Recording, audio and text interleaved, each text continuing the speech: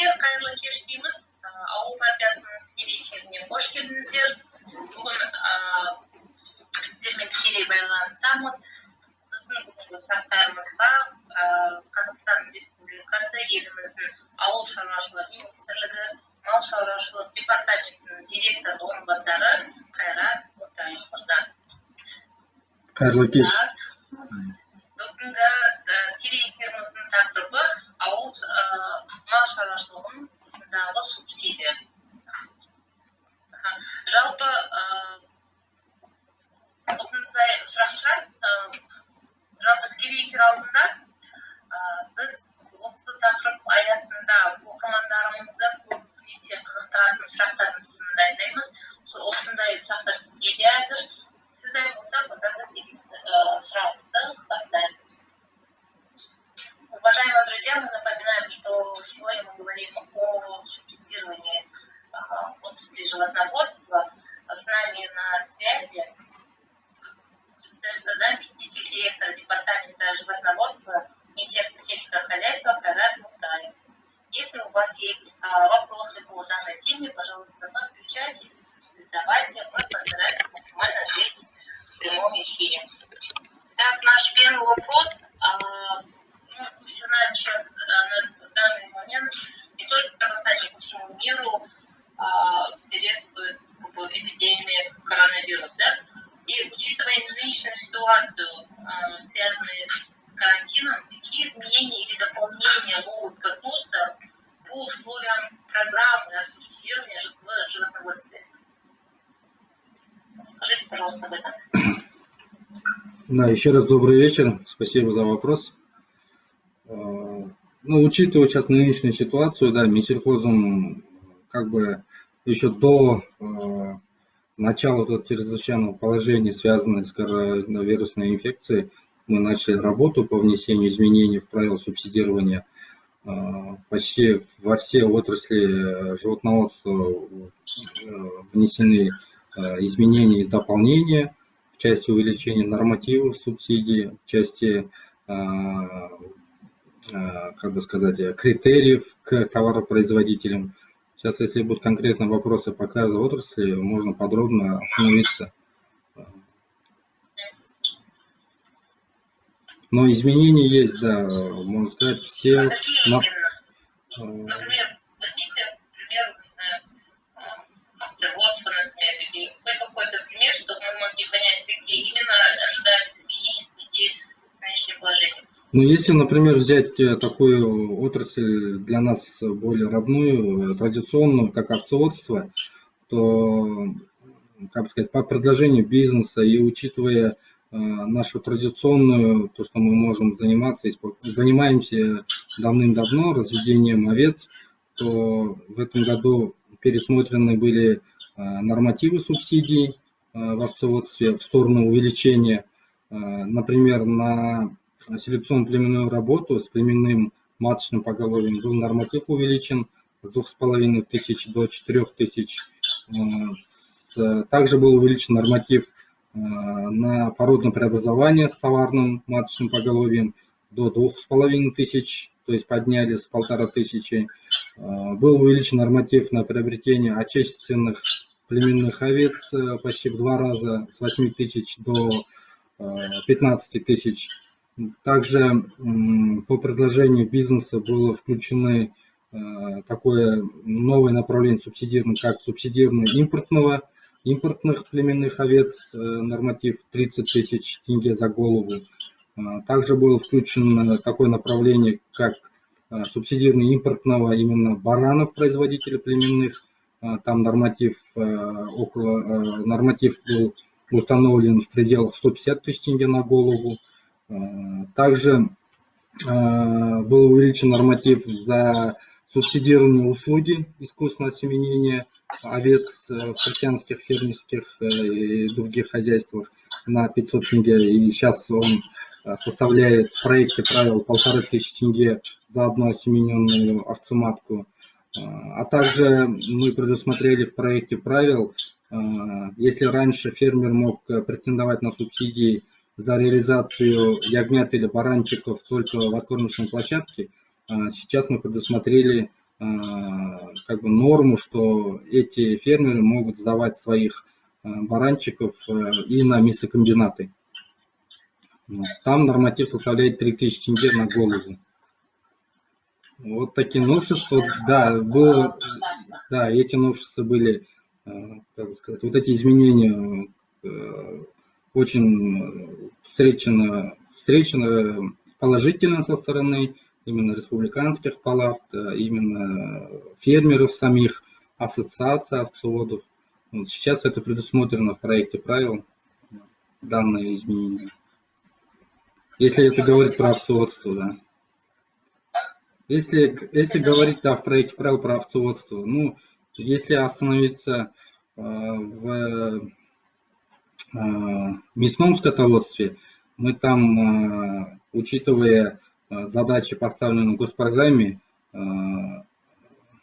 тоже дали возможность фермерам получать субсидии не только за реализацию откормочных за реализацию своих бычков на откормочной площадке, но и за реализацию своих бычков именно тоже на мясокомбинаты.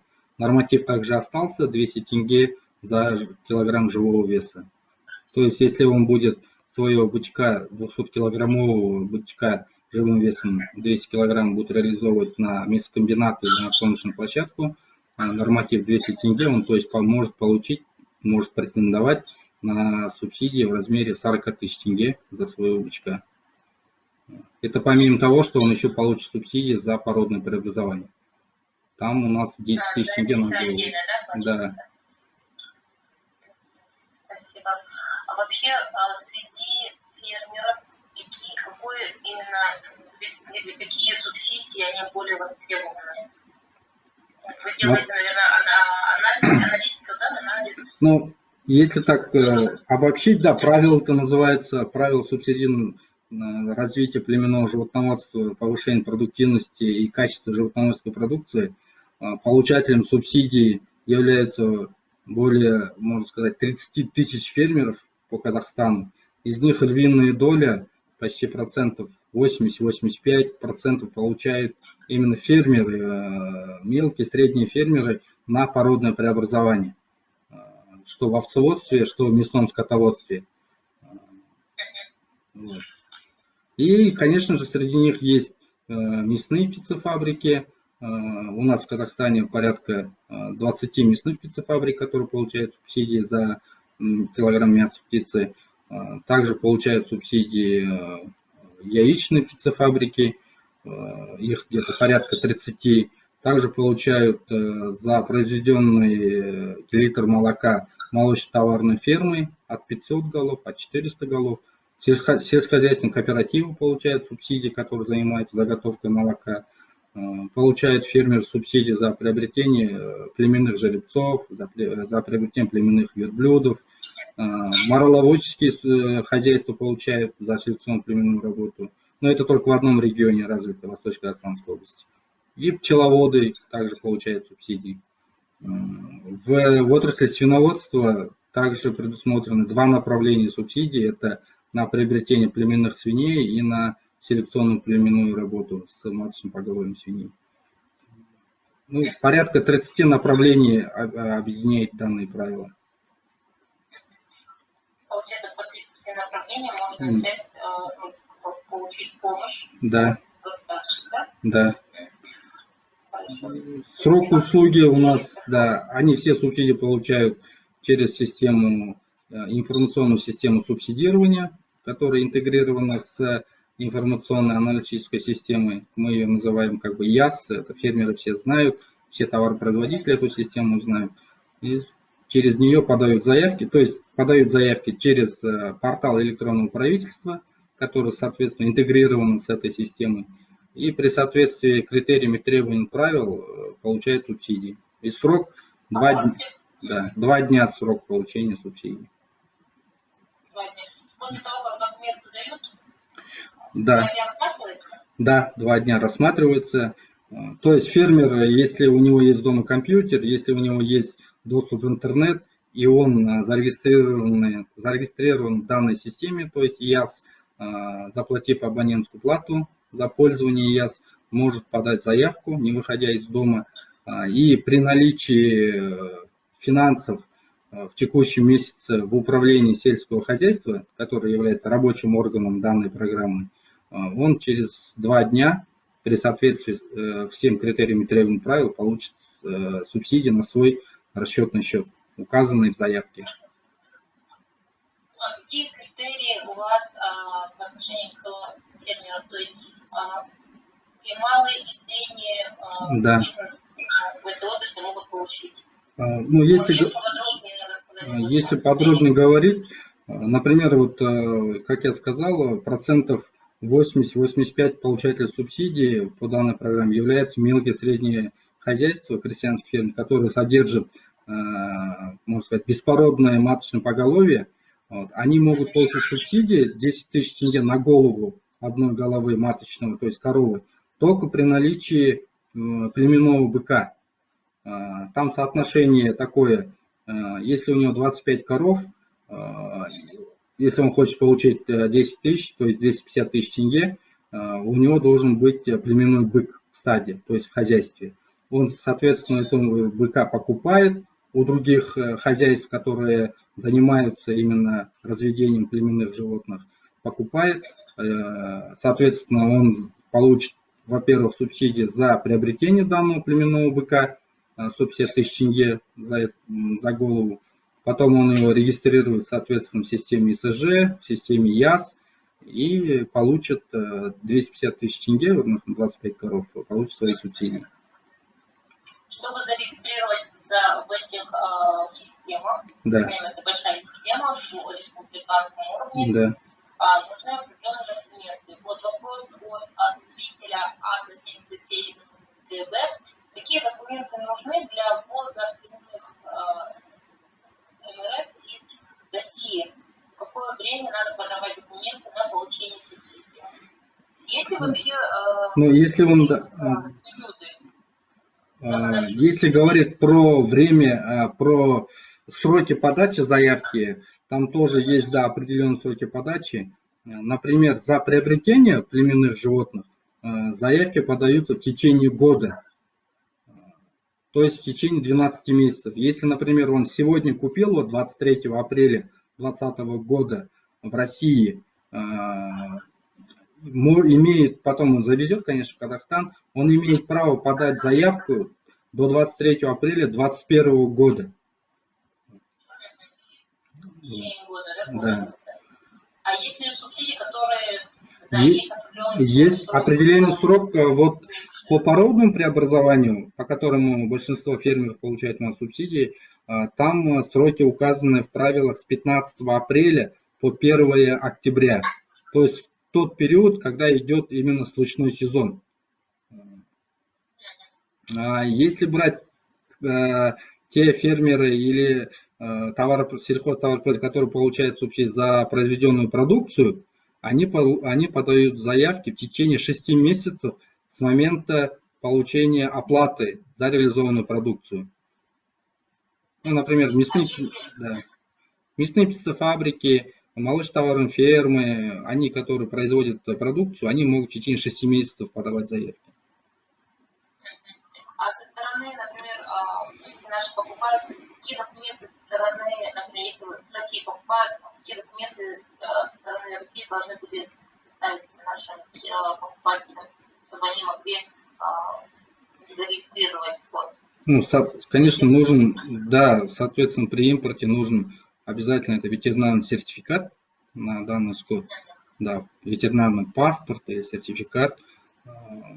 Соответственно, чтобы получить субсидии, это, естественно, он должен быть племенным, статус иметь должен племенного этого поголовья. По прибытию сюда, в Казахстан, сперва скот ставится на карантин в стране импортера месяц, потом поступает на нашу территорию. Здесь, согласно ветеринарных правил, ставится на 30 дней карантин. После этого, соответственно, ветврач данного сельского округа регистрирует его в системе ИСЖ, базы данных идентификации сельхозживотных. После этого для получения субсидии он должен подать заявление в республиканскую палату соответствующую. Например, если он привез племенных овец, например, там палат много, соответственно, по овцеводству, по породе, по направлению продуктивности он выбирает, обращается к ним, они их регистрируют, подтверждают племенной статус, выдают племенное свидетельство. После этого он, естественно, в ЯСе это все регистрирует, указывает все необходимые сведения, и после этого, да, может подать заявку на получение субсидий. В среднем это сколько времени занимает привоз и регистрация? Ну, насколько я знаю, республиканские палаты в течение 10 дней должны выдать ему или подтвердить племенной статус данного животного. Ну, они быстро работают, они быстро работают, у них соответствующие специалисты. По Казахстану есть, да? Да, во всех есть. Ну, тем более сейчас по интернету отправляют, по почте, быстренько рассматривают они. По данным этим никаких, можно сказать, нареканий или со стороны жалоб, по крайней мере, мы не слышали, чтобы долго затягивали или еще что-нибудь. А какими проблемами в основном на практике встречается, что наши фермеры, какие проблемы, получается, встречаются у наших фермеров во время регистрации скота либо при получении субсидий? Обычно какие проблемы у наших фермеров? У наших фермеров? Да. Ну, в основном, какие могут быть проблемы? Ну, если документация неправильно может быть, или как? Субсидирование, если изначально отойти, субсидия осуществляется за счет средств, которые предусмотрены в местном бюджете. Соответственно, реализуют данную программу это местные исполнительные органы, то есть в лице управления сельского хозяйства. К нам, да, поступают письма от фермеров, но в основном они как бы такого характера, как то отсутствие финансирования, то есть денег нет, или поступают письма по то, что срок истек подачи заявки, проспал, там, не знаю, такие вот письма бывают.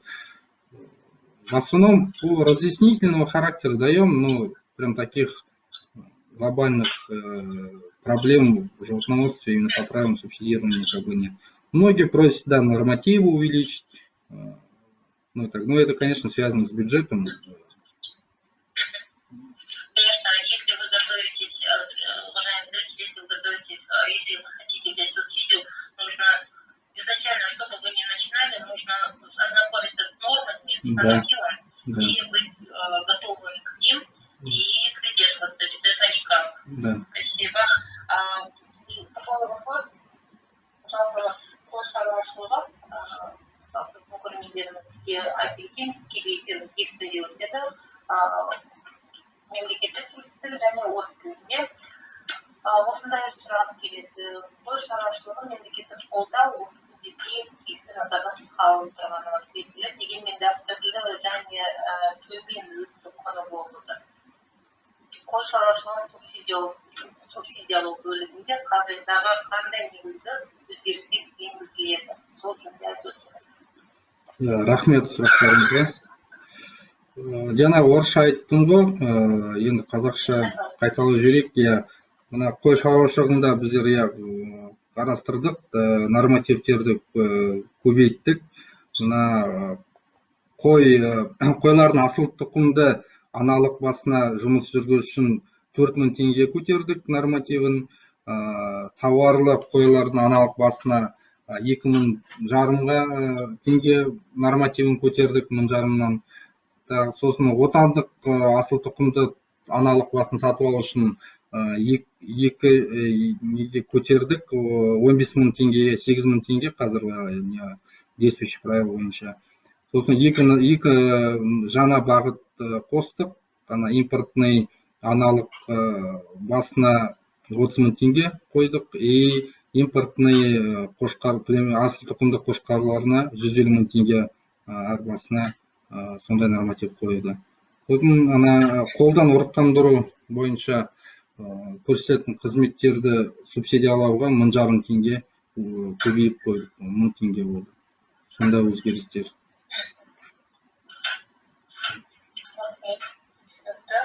Құрметті көрермендер, естеріңізге сала кетеміз. бүгінгі тікелей эфирдің тақырыбы мал шаруашылығындағы субсидия жөнінде. Бізбен тікелей эфирде ауыл шаруашылығы министрлігі мал шаруашылығы департаментінің директорының орынбасары Қайрат Мұтаев мырза. Естеріңізге салайық, біз әр сейсенбі күндері ауыл партиясының парақшаларында тікелей эфирге шығамыз. Инстаграм және фейсбук парақшасында осындай тікелей эфирімізді көре аласыздар.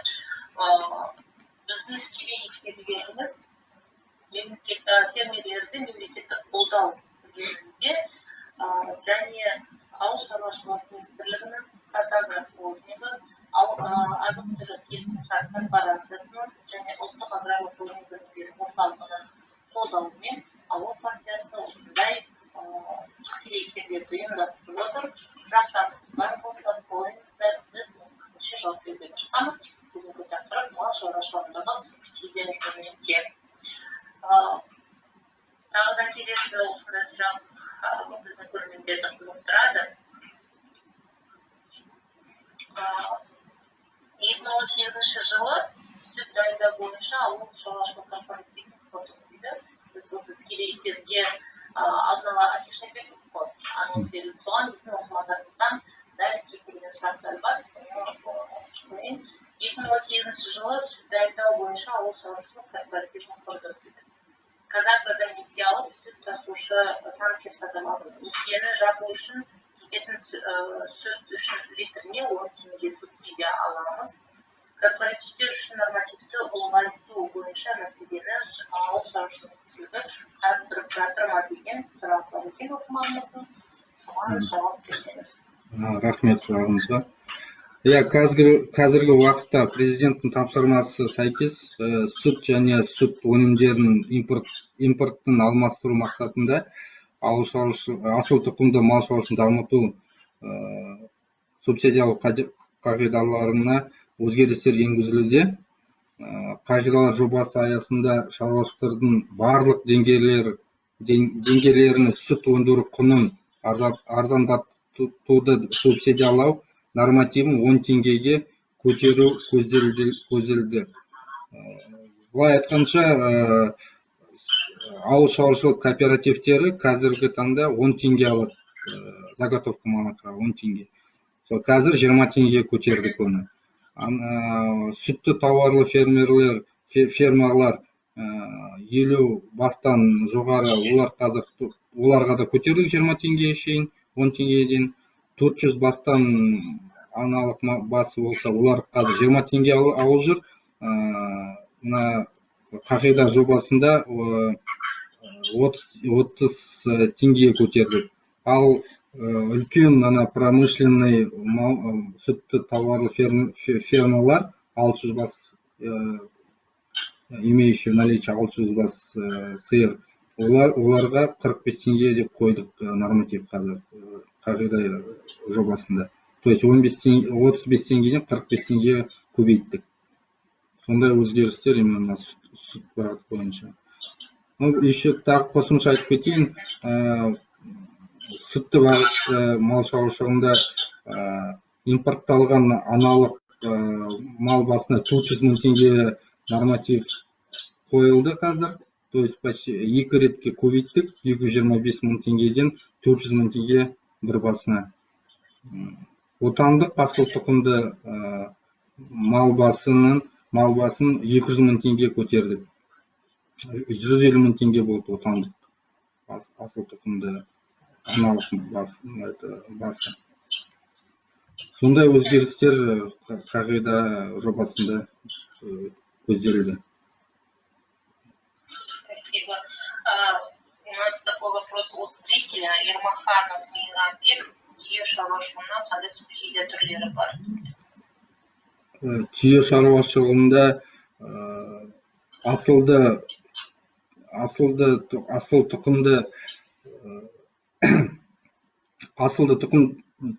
тұқымдық түйелерін сатып алу үшін 100 мың теңге норматив көзделді қазір.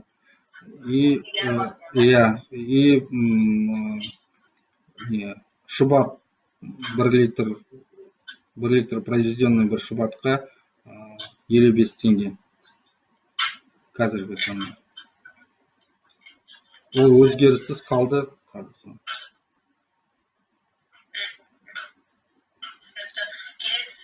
Следующий вопрос. Учитывая дороговизну кормов, субсидируется ли приобретение кормов и как группы, такие комбикормов? Сейчас действующими правилами предусмотрено субсидирование приобретения и заготовки кормов только для молочнотоварных ферм, имеющих поголовье от 600 голов. Там норматив составляет 120 тысяч тенге на голову. Да, мы знаем, что корма сейчас дорогие, ну, как бы сказать, растет как бы цена на корма, растут расходы фермеров на заготовку данных кормов. И в проекте правил будут возмещаться корма, приобретение кормов и заготовка кормов не только для молочных товарных ферм, но и для фермерских хозяйств, которые имеют сельскохозяйственный скот. То есть там подразумеваем, если говорить про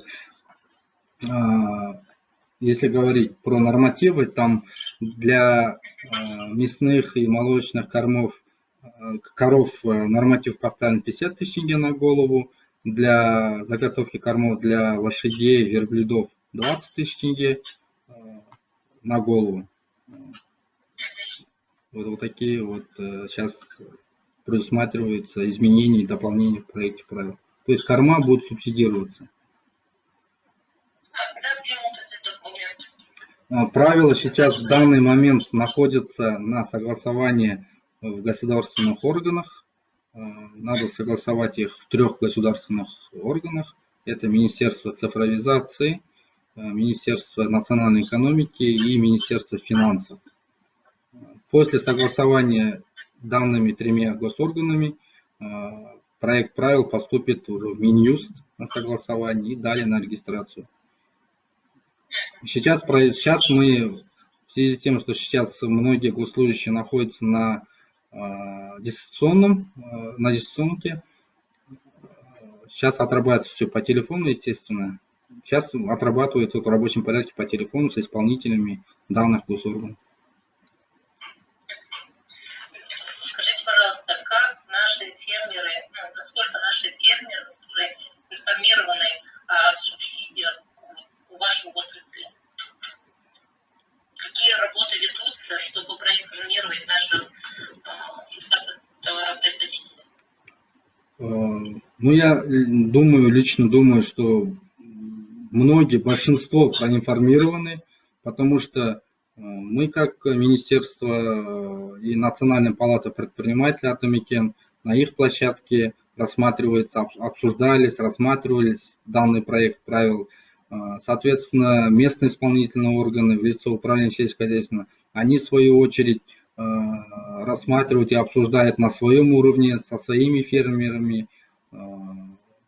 Мы выезжаем на различные совещания, которые организуют областные акиматы, тоже выезжаем, тоже там обсуждаем, они свои предложения вносят, которые в дальнейшем мы приезжаем, естественно, в Минсельхоз, обсуждаем, некоторые принимаем, некоторые не принимаем. Но в основном обсуждение проходит, мы, конечно, открыты для бизнеса и для фермеров, соответственно. Ну, а так все в курсе, да. Помимо того, в обсуждении же правил участвуют, мы же непосредственно не только с фермерами разговариваем, обсуждаем, но эти же фермеры, они же являются членами многих ассоциаций соответствующих, союзов, которые объединяют данных фермеров и сельхозтоваропроизводителей. Хорошо, спасибо. Чтобы наши зрители могли ознакомиться с полной информацией про субсидирование, по животноводству, где можно найти подробную информацию? Может, какой-то сайт, может, сайт департамента, сайт министерства, где можно найти полноценную полную информацию по субсидированию? Нормативные данные. во время разработки проекта правил, сам проект правил всегда размещается на сайте Министерства сельского хозяйства. Там фермер может зайти, ну не только фермер, любой гражданин Казахстана может зайти на сайт Минсельхоза, рассмотреть этот проект правил и оставить свое мнение, может, комментарий к данному проекту правил. И все это будет рассматриваться? Обязательно, да. Это процедурные моменты. Те вопросы, которые на сайте Минсельхоза остаются. Вот когда мы этот проект правил размещали, там, если не соврать, процент вопросов 30, наверное, 30-40 вопросов таких серьезных, можно сказать, на которые обязательно надо дать ответ и также разместить на сайте, чтобы человек, который обратился, чтобы увидел обоснованный ответ на свое предложение. Хорошо. Надеюсь, наши зрители учтут, что есть открытые площадки, где можно задать ваши вопросы, где ответят на них обязательно, потому что есть реальные сроки, дедлайны, в течение которых наши следственные органы должны ответить на ваш вопрос. Ну да, еще можно дополнить, да. Фермер же, ну я под фермер подразумеваю сельхозтоваропроизводителя, если у него есть предложения какие-то к проекту правил, он же может обратиться в региональную палату предпринимателей Атамекена, который есть, можно сказать, в каждом районе. Соответственно, районные представители донесут до областного. Областные палаты могут, естественно, донесут его до головного офиса НПП, который, в свою очередь, нам уже отправляет официальным письмом консолидированные предложения многих товаропроизводителей, на которые мы также обязаны в официальном порядке ответить НПП Атамекен. Хорошо, спасибо за ответ. И вопрос такой от нашей зрителей, Гульмирант.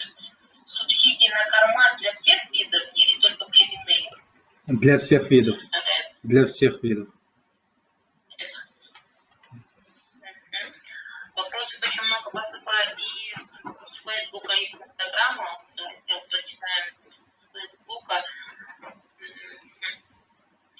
Жылқы шаруашылығына қандай субсидиялар қарастырылған дейді? Жылқы шаруашылығына бірінші субсидия ол мына өнімді бағыттағы асыл тұқымды қайғырлар сатып алу, нормативі 100 000 теңге бір басына, и қымыз өндіргеніне 1 литріне 60 теңге. Производство қымыз-аға 1 литріне 60 теңге төленеді. Хорошо. Так, следующий вопрос. Нам поступил до эфира. Мы писали анонс, заранее дали анонс, что будет такой эфир прямой. Вопрос такой. Нами был рассмотрен проект правил, где указано, что исключается сдача в аренду племенных быков в крестьянские хозяйства.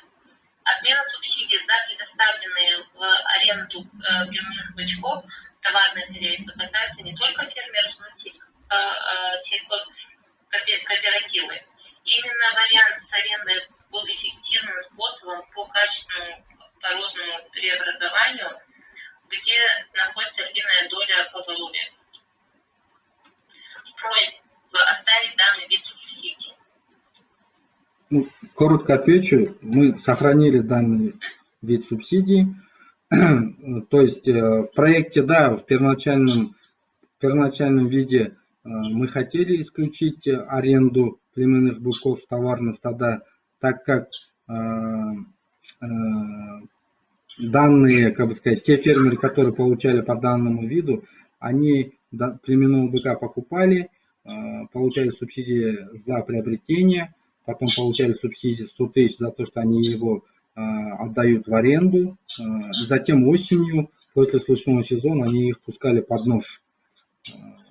Мы сейчас, рассмотрев, обсудив с фермерами, с ассоциациями, оставляем данный вид субсидий, но с учетом того, что племенные быки, которые сдаются в аренду в товарное хозяйство, будут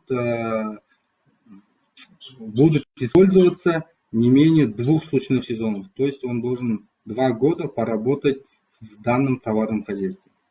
Ну, не в данном, но и в другом. Но главное, чтобы он поработал 2 случных сезона, а не пускался под нож или на убой после первого года использования. Но данный вид мы сохранили. Отлично, хорошо.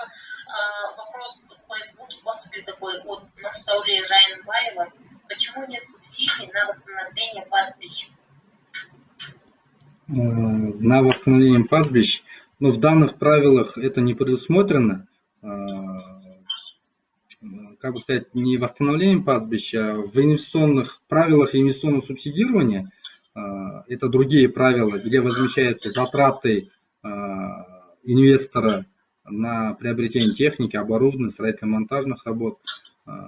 Там предусмотрен паспорт номер 4, который называется «Создание инфраструктуры обводнения пастбищ», где норматив там составляет 80%.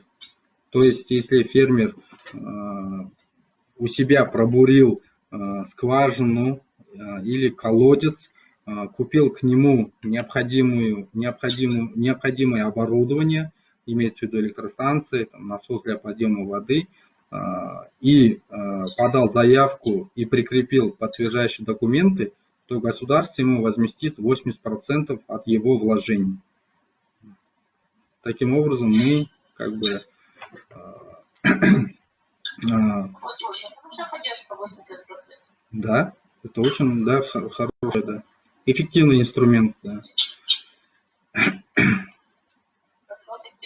Вопрос от зрителя Айгуль Бейнбекова. Какие есть программы по стимулированию фермеров заниматься молочным скотоводством?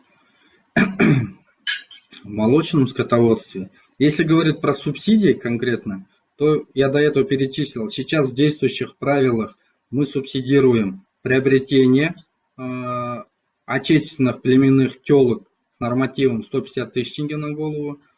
Также мы субсидируем приобретение импортных племенных телок с нормативом 225 тысяч тенге на голову. Также мы субсидируем приобретение однополого, двуполого семени племенных молочных быков. Если он приобрел однополое семя, там 10 тысяч тенге за дозу. Если двуполое семя купил, 5 тысяч тенге за дозу. Также в молочном скотоводстве предусматриваются такие господдержки, как производство 1 литра молока, исходя из уровня производства, то есть из мощности молочно-товарной фермы. Если у него молочно-товарная ферма на 50 голов, то есть 50 коров у него доится, то он получит 10 тенге за 1 литр молока. Если у него молочно-товарная ферма от 400 коров, он может претендовать на получение субсидии в размере 20 тенге за литр молока. Если это молочно-товарная ферма от 600 голов, то 35 тенге за литр молока. А также есть в данном отрасли животноводства молочном есть субсидируются услуги проведения искусственного осеменения. Там получателем субсидий являются племенные и дистрибьюторные центры. То есть они оказывают услуги, за это получают возмещение от государства, но крестьянское фермерское хозяйство получает бесплатно эту услугу. Хорошо, спасибо. Перейдем к следующему вопросу.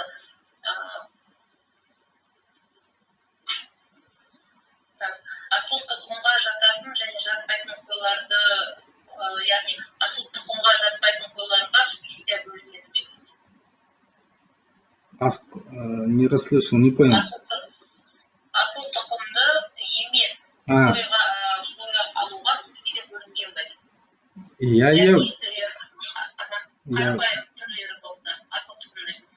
Иә, тауарлы аналық басына біздер субсидия төлейміз. Қазіргі правила ережедегі 1,5 теңге бір аналық басына тауарлы, то есть беспородный қойға 1,5 теңге. Қағида жобасында оны көбейттік 2,5 теңгеге. То есть беспородный қойларға субсидия алуға болады. Но бір несі условиясы бар. Сол атарыда, тауарлық қойларда асыл тұқымды қошқары болу керек. Қошқары болу керек, да? Иә, асыл тұқымды. Вопрос от Айгуль Беймбетовой. Сколько раз выдается субсидия на приобретение племенного крупного рогатого скота? То есть сколько раз человек может обращаться и периодичность? Субсидии выдаются один раз. То есть если он купил одно племенное животное, он подал заявку и получил субсидию. Второй раз она не подлежит субсидированию. Это голова.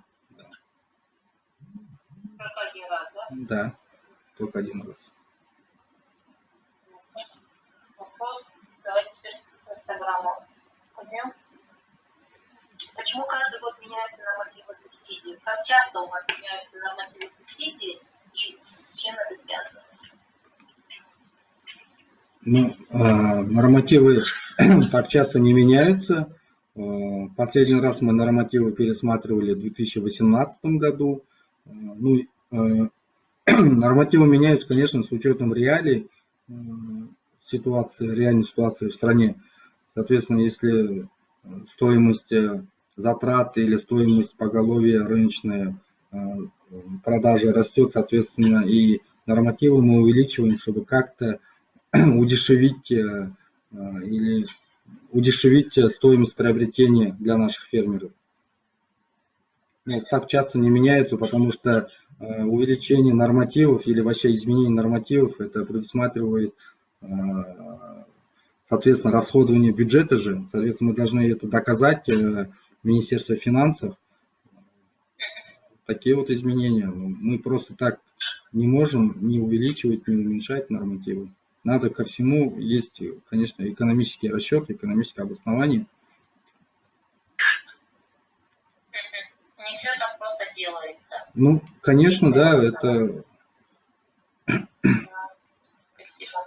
А мы напоминаем, уважаемые зрители, что серия онлайн-консультаций по государственной поддержке фермеров организована партией АО при поддержке Министерства сельского хозяйства, холдинга КАЗ-Агро, продовольственной контрактной корпорации и Национального аграрного научно-образовательного центра.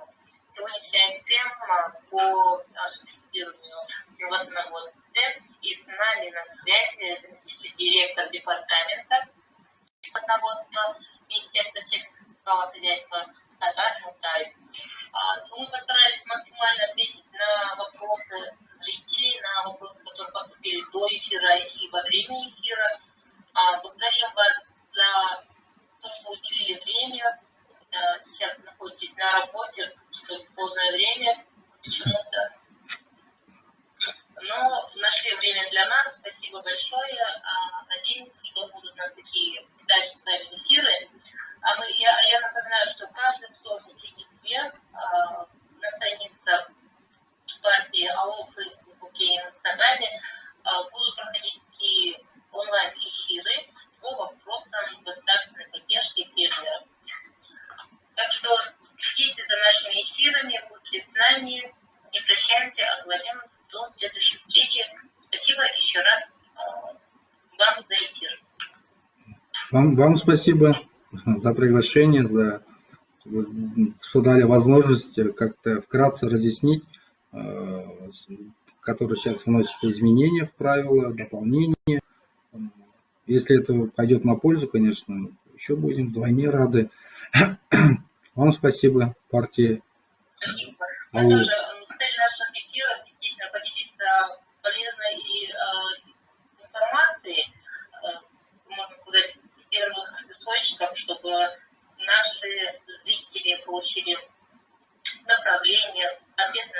вопросы. Вот. Спасибо, мы завершаем на сегодняшний эфир на такой ноте. До свидания.